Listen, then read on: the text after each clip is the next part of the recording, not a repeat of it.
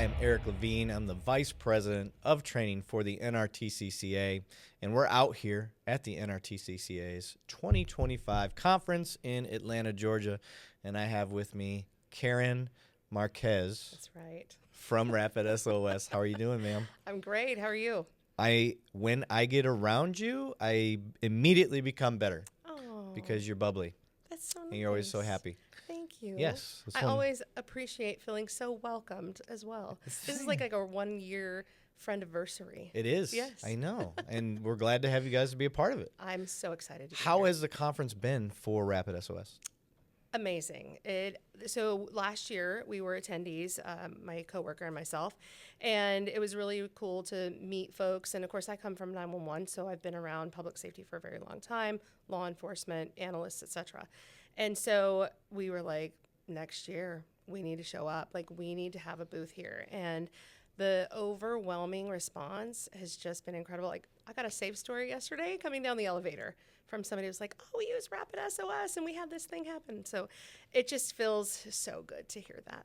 Good. I like that. I'm glad that you guys are having a good time, and welcome for your first time. I'm glad you guys are here.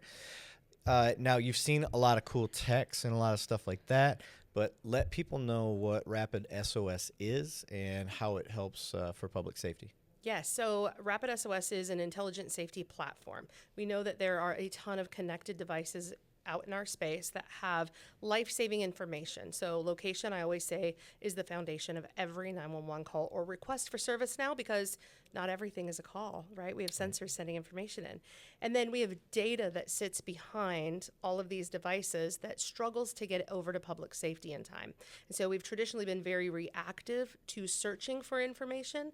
Well, now through the Intelligent Safety Platform, when an emergency occurs, we're receiving that data, delivering that out to public safety. So if you think about your smartphone that you have and that little blue trusted dot that knows your location, that is being passed during an emergency. Health profile information, crash detection from vehicles. We have school safety panic buttons, lone worker panic buttons. So all of those connected sensors coming in during those emergencies, sharing critical life-saving data.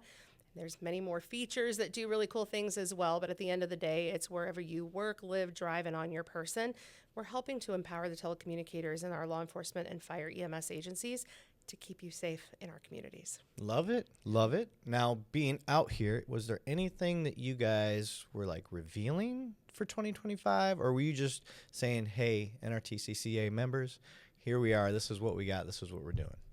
Sometimes you feel like you're the best kept secret in 911 because we cover almost 99% of the United States population. We're in about 5,700 911 centers, but 22,000 agencies across the United States and in 11 countries.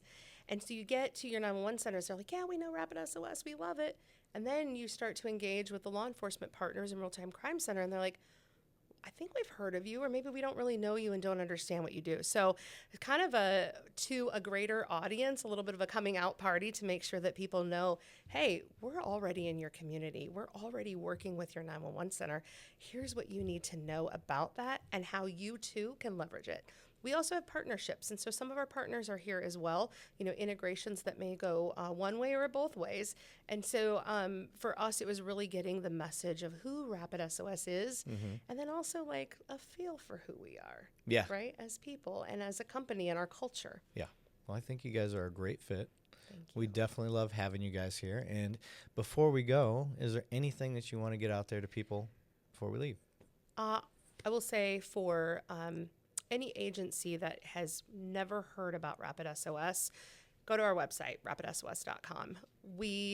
Again, we're covered in most of the communities that are out today, and you may not exactly know what we do. So I encourage you to go to the website or just reach out to me. You can find me on LinkedIn.